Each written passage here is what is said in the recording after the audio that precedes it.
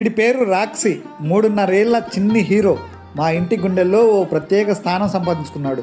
ఇతను కేవలం కుక్కపిల్ల కాదు, మా కుటుంబంలో ఒక అమూల్యమైన సభ్యుడు, మా ఆనందాలకు మూలం, మా హృదయాలకు దగ్గరైన స్నేహితుడు.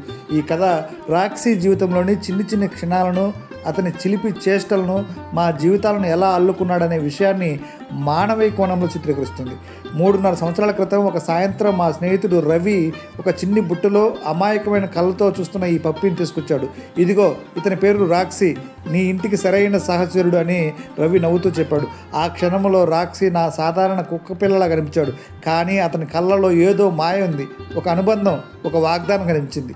మొదటి రోజు నుంచే రాక్సీ మా ఇంటిని తన చిన్ని అడుగులతో నింపేశాడు.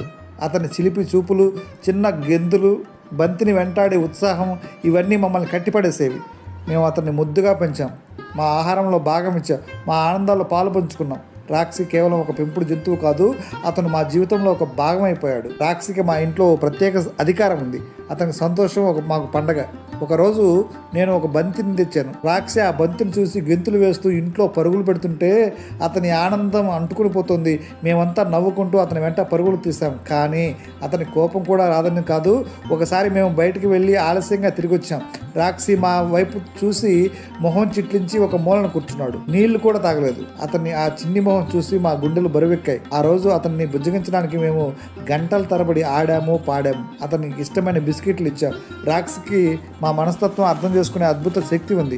నేను కోపంగా ఉన్నప్పుడు అతను నా దగ్గరకు వచ్చి తన చిన్ని ముక్కుతో నా చేతిని తాగుతూ ఉంటాడు. నేను బాధలో ఉన్నప్పుడు అతను నా పక్కనే కూర్చుని తన పెద్ద కళ్ళతో నన్ను చూస్తాడు. ఆ చూపులో ఓదార్పు కనిపిస్తుంది. అతని చిలిపి చేష్టలు, కొంటె ఆటలు మా ఒత్తిడిని మర్చిపోయేలా చేస్తాయి. రాత్రి వేళ నిద్ర చాలా తక్కువ, జాగ్రత్త ఎక్కువ. చిన్న శబ్దం వినిపించినా అతను లేచి ఇంట్లో తిరుగుతూ పరిస్థితిని అదుపులో ఉంచుతాడు. ఒక రాత్రి బయట ఏదో శబ్దం వచ్చింది. రాక్సీ వెంటనే లేచి తలుపు వైపు పరిగెత్తాడు. అతని చిన్ని గుండెలో ఎంత ధైర్యం ఉందో అప్పుడు అర్థమైంది. అతను మమ్మల్ని కాపాడుకుంటున్నాడనే భావన మాకు గర్వంగా అనిపిస్తుంది. ఈ ఉదయం రాక్సీతో కలిసి మేము వాకింగ్కి వెళ్ళాం. అతను ఉత్సాహంగా పరిగెత్తాడు, చిన్ని ఆకులతో వెంటాడాడు, గాలిలో ఊగుతూ సీతాకోకల చిలుకలను చూసి వింటాడు. ఇంటికి తిరిగి వచ్చాక అతను అలసి సొలసి పక్కనే పడుకుని లోతైన నిద్రలోకి జారుకున్నాడు. అతని చిన్ని గుండె శాంతంగా కొట్టుకుంటోంది.